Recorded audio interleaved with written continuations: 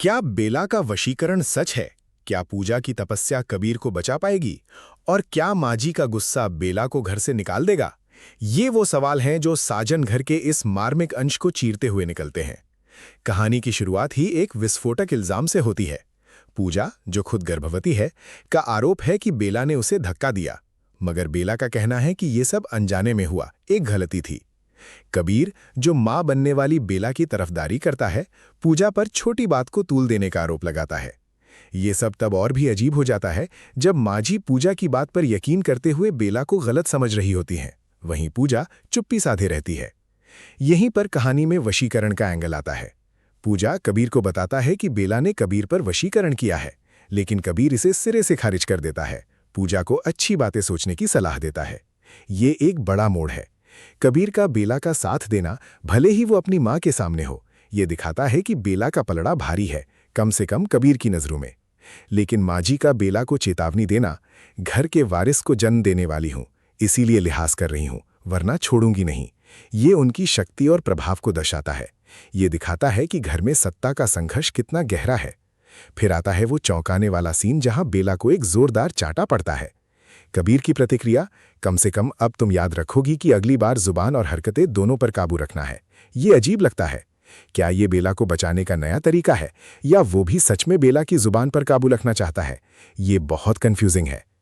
इसके बाद कबीर का पूजा को सरप्राइज देना और प्यार भरी बातें कहना, मैं हर जन्म तुम्हारे साथ रहना चाहूंगा, ये सब उस वशीकरण के दावे पर सवाल खड़े करता है। तो क्या कबीर सच में वश में नहीं है? ये सवाल तब और गहरा जाता है जब पूजा बेला द्वारा वशीकरण को तोड़ने का रास्ता ढूंढ लेती है। 3 इंद्रियों का त्याग, 72 घंटे की तपस्या, आंखें बंद, मौन व्रत और बिना सोए रहना, ये एक बहुत बड़ा त्याग है। सावित्री का उदाहरण ये साबित करता है कि पत्नी का तप पति के लिए कितना महत्वपूर्ण हो सकता है। ये दिखाता है कि पूजा का प्यार और संकल्प कितना गहरा है।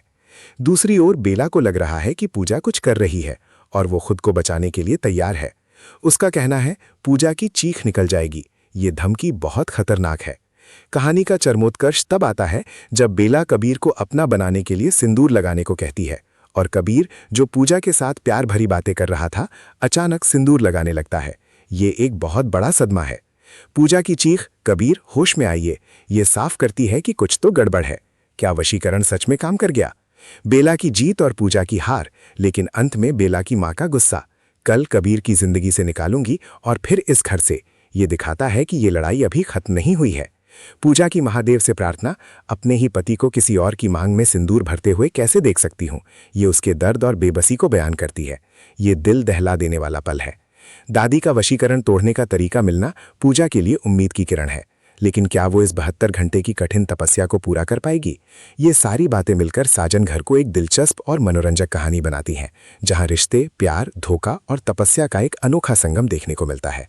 आगे क्या होगा, ये देखना वाकई रोमांचक होगा।